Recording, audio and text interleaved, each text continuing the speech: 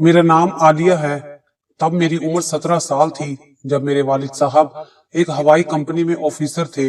मैं उनके साथ अक्सर एयरपोर्ट जाती तो एयर होस्टेस मुझे बहुत अहमियत देती थी, प्यार से मिलती और मेरा बहुत ख्याल रखती। मुझे उनकी वर्दी बहुत अच्छी लगती थी। मेरा बचपन ही से ख्वाब था कि मैं भी एयर होस्टेस बनूंगी। हम एक अच्छे घर में रहते थे। वालिद की तनख्वाह भी अच्छी थी। जिंदगी की सभी आसाइशें मुयस्सर थीं। हमारा तर्ज जिंदगी बेहतरीन था। तभी मुअज्जिज घरानों से रिश्ते आने लगे, लेकिन मैंने हर रिश्ता ठुकराया क्योंकि बचपन ही से एयर होस्टेस बनना मेरा ख्वाब था। जबकि वालिदैन ना चाहते थे कि मैं मुलाजमत करूं, बल्कि वो जल्द अज जल्द मेरी शादी के फर्ज से सुबुकदोश होना चाहते थे। मैं खूबसूरत थी, जवान थी, मेरे लिए बहुत से रिश्ते आ रहे थे, मगर मैं जिद पर अड़ गई कि पहले जॉब करूंगी और शादी बाद में करूंगी। आखिर वालिद साहब मेरी जिद के आगे हार गए और मेरी जॉब के लिए दरखास्त दे दी। उन्हीं दिनों एयर होस्टेस की 6 असामियां निकली थीं। मैं खूबसूरत थी, इसलिए बगैर सिफारिश के मुंतखब हो गई। मुझे इतनी खुशी हुई कि मैं बता नहीं सकती, क्योंकि ये मेरी पसंदीदा जॉब थी। मेरा वो ख्वाब पूरा हो गया जो मैंने बचपन में देखा था। ट्रेनिंग मुकम्मल होते ही ड्यूटी मिल गई। दिन या रात की जो भी ड्यूटी मिलती, जरा भी मैं थकन महसूस ना करती। घर आती खुशबाश हशाश बशाश चहक रही होती, जबकि दूसरी लड़कियां थकन की शिकायत करती थी। लगता था मैं बनी ही इसी जॉब के लिए थी। ये मेरी पसंदीदा जिंदगी थी। 2 साल की सर्विस में तकरीबन तमाम मुल्कों की सैर कर ली। मेरी कारकर्दगी अच्छी थी, लिहाजा मैं इंटरनेशनल फ्लाइट पर जाने लगी थी। मैंने 4 साल सुकून से सर्विस की। वालिद साहब बीमार पड़ गए, दिल का मर्ज लाहक हुआ तो उन्होंने रिटायरमेंट ले ली। अब उन्हें बच्चों को उनके घर का करने की फिक्र सताने लगी। वो इसरार करने लगे कि पहले मैं शादी के लिए संजीदा हो जाऊं, मगर मुझे तो मुलाजमत में मजा आ रहा था। अभी मैं शादी के बंधन में नहीं बनना चाहती थी। मैंने कह दिया कि आप पहले मेरी दोनों छोटी बहनों की शादी कर दें, मैं बाद में देखभाल कर खुद अपनी जिंदगी का साथी मुंतखब करूंगी।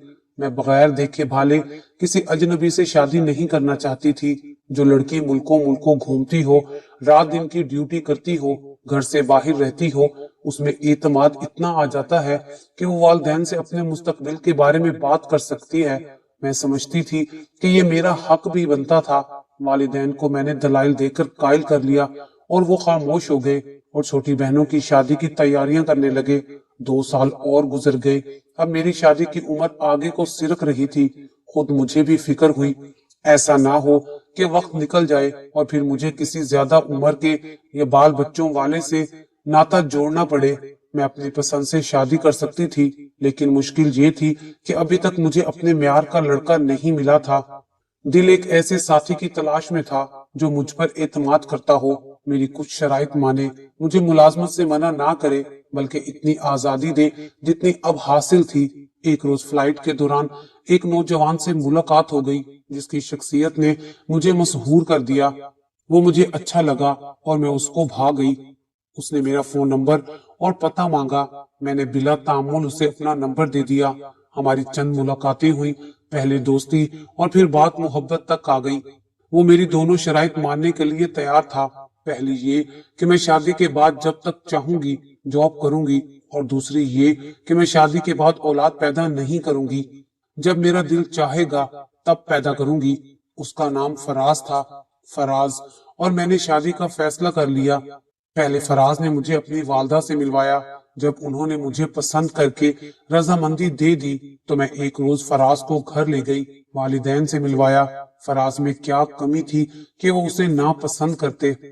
वो इंजीनियर था, खुश शक्ल और जवान था। वालिद साहब ने उनसे गुफ्तगू की। उनको फराज को दामाद बनाने में कुछ मसला ना लगा। ये उन्होंने मेरी पसंद पर रजामंदी दे दी। मैं बहुत खुश हुई क्योंकि फराज में बेहद कशिश थी। मुझे तो पहली मुलाकात में लगा था कि जिसके बतौर मुझे जीवन साथी तलाश थी, ये वही इंसान है। एक दिन फराज अपनी वालदा के साथ हमारे घर आया और आने का मुद्दा बयान किया। वालिदैन तो इसी दिन के इंतजार में थे। उन्होंने उन लोगों को खुशामदीद कहा और रिश्ते की बातचीत तय हो गई। यूं मेरी फराज से शादी हो गई। मैंने 1 माह की छुट्टी ली और हमने जिंदगी के ये यादगार दिन सैर व तफरीह में गुजार दिए। साल भर तो हालात ठीक रहे। फिर सास साहिबा ने अपनी तकालीफ बतानी शुरू कर दी। दरअसल मेरी कोई नंद ना थी, 2 देवर थे। वो चाहती थी अब मैं जॉब छोड़कर घर पर रहूं, जबकि मेरी मुलाजमत ही ऐसी थी कि दिन हो या रात, जब ड्यूटी होती घर से बाहर रहना ही होता था। जिन लड़कियों ने एयर होस्टेस का पेशा अपनाया उनको बाखूबी इल्म होगा कि इस मुलाजमत में घर से गैर हाजिर रहने की बाइस कैसे कैसे मसाइल जन्म लेते हैं। मैं तो इंटरनेशनल फ्लाइट पर रहती थी, सो कई कई दिन घर से दूर रहती। जब कोई ऐसी गैर मुल्की फ्लाइट होती कि कभी हफ्ता 10 दिन भी बाहर लग जाते, तो सास को ये बात बहुत नागवार गुजरती। फराज के कई रिश्तेदार जब मिलने आते तो मेरी सास को यही कहते कि बहू को इतनी छूट मत दो, कई कई रातें घर से बाहर रहती है।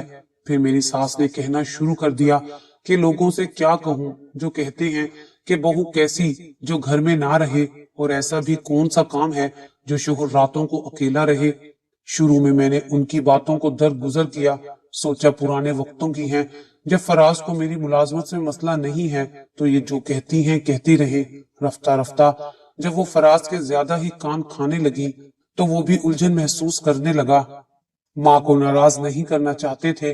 वो कहती थी कि बीवी से नौकरी छुड़वा दो, हमें उसकी कमाई की जरूरत नहीं है, अल्लाह का दिया बहुत कुछ है। इतनी ही नौकरी की शौकीन है तो किसी स्कूल में टीचर लग जाए, सुबह जाए और दोपहर को घर वापस आ जाए। लेकिन ये दिन रात का गायब रहना मुझे गवारा नहीं। जो रिश्तेदार आते हैं यही कहते हैं फराज की बीवी घर में नहीं रहती, रातों को भी जॉब पर होती है। ये हमारे लिए बड़ी बेइज्जती की बात है।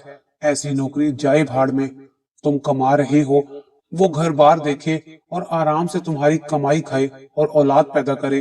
कब तक गोलियां खाती रहेगी? मैं अब बूढ़ी हो चुकी हूँ, मुझसे घर की तमाम जिम्मेदारियां संभाली नहीं जाती। फराज ने रोज रोज माँ की झकझक से तंग आकर बिलाखिर एक रोज मुझे कह ही दिया कि तुम अब मुलाजमत से इस्तीफा दे दो, वरना अम्मा मुझे जीने नहीं देंगी। वो बहुत बेसुकून होती हैं तुम्हारी दिन रात की गैर मौजूदगी के बाइस। दरअसल उनका कहना भी दुरुस्त है, वो शुगर की मरीज हैं, सारा इंतजाम नहीं संभाल सकती, थक जाती हैं। उनको घर में तुम्हारी अशद जरूरत महसूस होती है। उनकी बात ठीक है। देखो फराज, तुमने तो मुझे शादी से कबल इस बात की इजाजत दी थी कि मैं मुलाजमत जारी रखूंगी और तुम मना नहीं करोगे, और औलाद भी जब मैं चाहूंगी पैदा करूंगी। ये मामला हमारे दरमियान तय हो गया था। हुआ था या नहीं? हाँ हुआ था, लेकिन उम्र भर के लिए नहीं, अब मजबूरी है। माँ परेशान रहती है। फराज घर में नौकर हैं, मुलाजमा है, उनको काम की कोई परेशानी नहीं है। मेरी आपसे ये बात शादी से पहले की तय हो चुकी है कि मुलाजमत नहीं छोड़ूंगी, और आपने मंजूर कर लिया था। आप ये भी जानते थे कि इस मुलाजमत की नौयत ऐसी है कि मुझे घर से भी दिन रात बाहर रहना पड़ता है। अपनी वालदा को समझाएं कि हर वक्त मुलाजमत को इशू बनाकर मत उलझा करें, वरना मेरा और आपका ताल्लुक खत्म हो जाएगा। मैंने भी हतमी बात कह दी। फराज ने वालदा को समझाया, वो ना समझ सकी। बोली मेरी कोई बेटी नहीं है, सोचा था कि बहू बेटी की तरह बनकर रहेगी। अब तुम्हारे छोटे भाइयों की शादी करनी है, शादी की तैयारी के लिए बाजार के चक्कर लगाना, बरी बनाना, ये सब कुछ मुझ अकेली के बस की बात नहीं है। बताओ किसका सहारा लूं? बस तुम बीवी से कहो कि नौकरी छोड़ दे। जब हमारे पास रुपए पैसे की कमी नहीं तो आखिर उसे नौकरी करने की जरूरत क्या है? ये बात तो सच थी कि फराज अच्छी पोस्ट पर थे, घर में किसी शय की कमी नहीं थी, मगर मैं मुलाजमत रुपए पैसे के लिए नहीं करती थी। मुझे तो बस शौक था, और आदमी अपने शौक की तस्कीन के लिए क्या नहीं करता। ये बात मुझे बहुत बाद में समझ आई कि मर्द की भी घर में एक हैसियत होती है। अगर वो शोहर होता है तो बेटा भी होता है। दोनों रिश्तों में तवाज़ुन ना रख सके तो घर का सुकून बर्बाद हो जाता है। किसी न किसी तरह 2 साल और निकल गए। मेरे देवरों की भी शादियां हो गईं। वो मुलाजमत के सिलसिले में दूसरे शहरों में चले गए तो बीवियां भी अपने साथ ले गए। मेरी सास की आरज़ू फिर अधूरी रह गई कि बहू घर में उनके साथ मौजूद नहीं। साल बाद देवरानी के बेटा हुआ। सास खुश होने की बजाय रोने लगी कि मुझे तो बड़े साहबजादे की औलाद देखने की चाह थी, मगर उसकी बीवी घर बैठे तब ना। उनकी बात ठीक थी, लेकिन मैं अभी 5 साल और सर्विस में रहना चाहती थी ताकि मुलाजमत छोड़ने के बाद के इदारे की तरफ से फवाइद की हकदार हो जाऊं।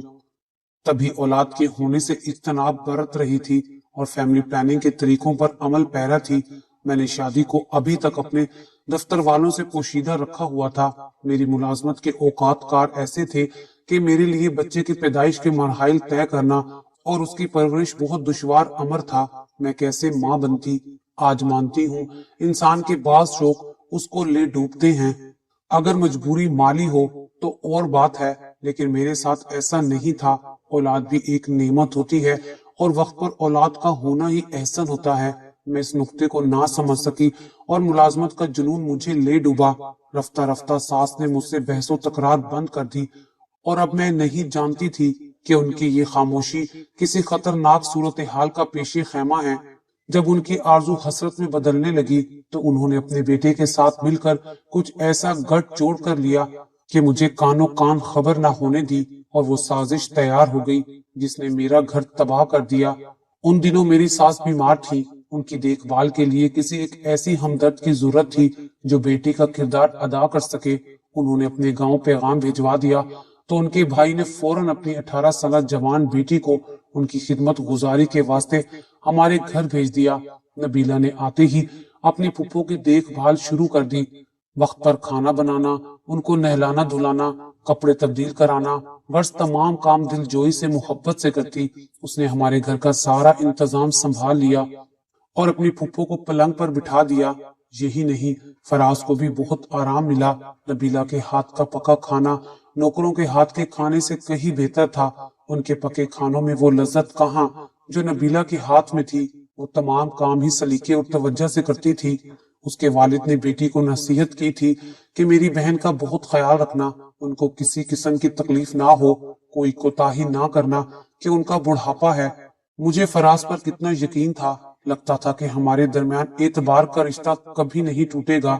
وہ کبھی کسی اور عورت کو نہیں چاہیں گے، مجھ سے کبھی دھوکہ نہیں کریں گے۔ مگر یہ بعد میں پتا چلا کہ پیار کا سپنا بس سپنا ہی ہوتا ہے اور اصل حقیقت وہ شے ہے جس کو جھٹلایا نہیں جا سکتا۔ میاں بیوی کے رشتے بھی ضرورت کے دھاگے سے بندھے ہوتے ہیں۔ میں تو کئی راتیں فلائٹ پر ہوتی، گھر پر فراز اور نبیلہ ہوتے۔ وہ گاؤں کی سیدھی سادی لڑکی تھی جو صرف 8ویں پاس تھی، مگر اس میں وہ گن تھے جو ساس بہو میں دیکھنا چاہتی تھی۔ دوسرا، وہ جوان تھی، خوبصورت تھی اور ہر وقت میرے شوہر کے آگے پیچھے گھومتی رہتی تھی۔ بس اس کی قسمت جاگ رہی تھی کیونکہ میری قسمت سونے والی تھی۔ نبیلہ آدھی رات تک فراز کے پاس بیٹھی اس کے ساتھ باتیں کرتی رہتی اور نبیلہ اور فراز بہت ہی قریب ہونے لگے تھے اور مجھے کسی بات کا علم نہیں تھا۔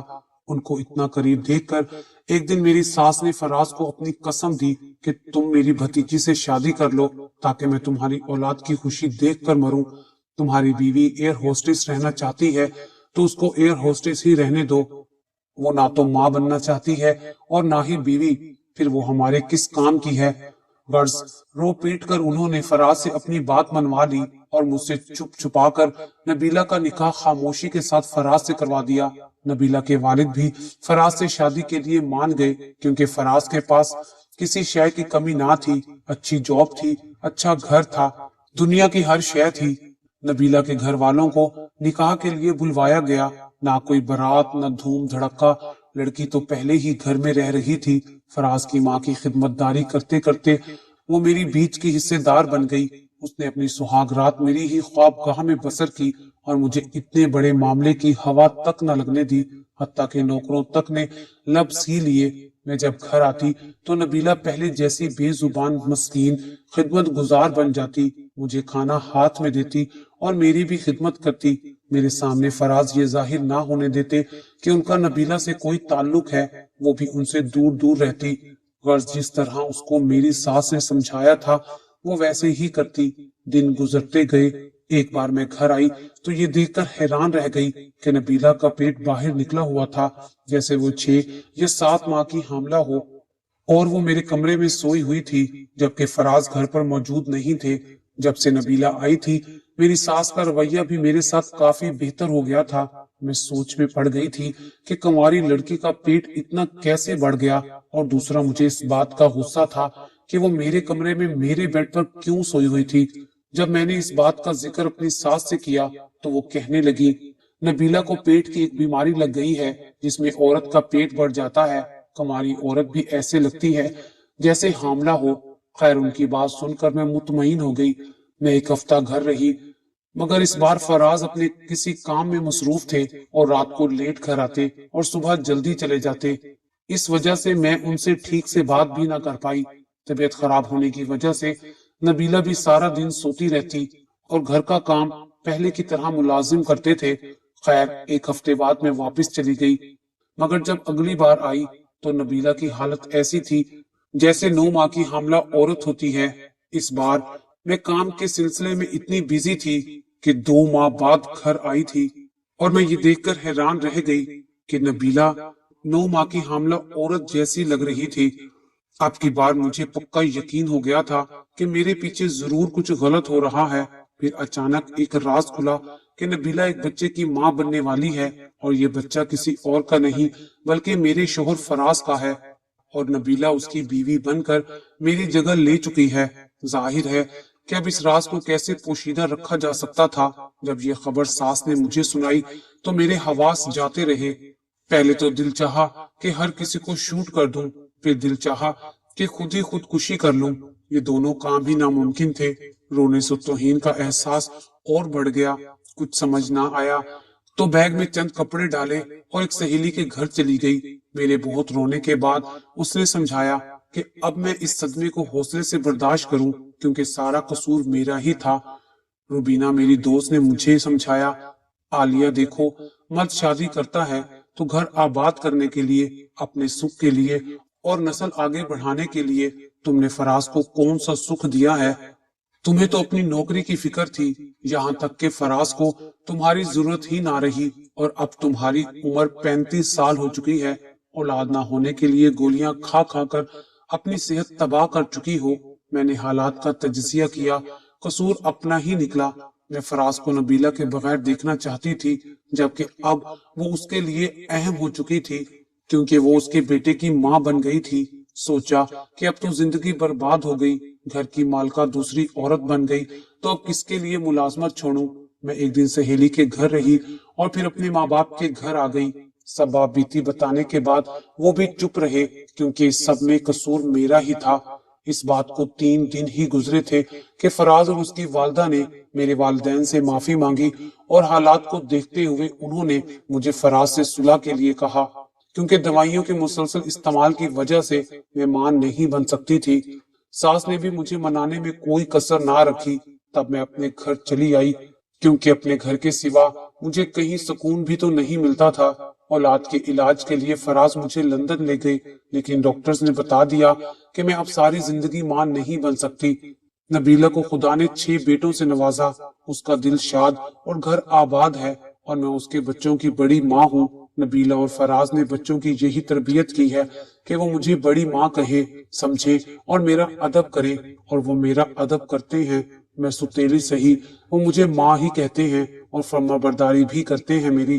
یہ خدا کی شان ہے کہ وہ کسی درخت کا پھل پھولوں سے لاد دیتا ہے، اور کچھ عورتیں ببول کی جھاڑیوں جیسی کہ جن پر صرف ببول ہی اگتے ہیں، وہ عورتیں خوش نصیب ہوتی ہیں جو ماں کہلاتی ہیں اور ماں کے رتبے کو پہچانتی ہیں، کیونکہ عورت کی عظمت اور شان اسی میں ہے کہ وہ ماں کہلائے۔ اب میں نے ملازمت چھوڑ دی ہے، مگر اب پچھتاتی ہوں۔ مرد ہو یا عورت، انسان کو چاہیے کہ وہ حقیقی زندگی چنے اور تخیل پرست نہ بنے، کیونکہ غیر قدرتی زندگی بسر کرنے والوں کو بھی خوشیاں نہیں ملتی۔ میں اللہ تعالیٰ کا لاکھ لاکھ شکر ادا کرتی ہوں کہ فراز نے مجھے طلاق نہیں دی۔ آج نبیلہ، میں اور فراز ایک ہنسی خوشی زندگی گزار رہے ہیں اپنی اولاد کے ساتھ۔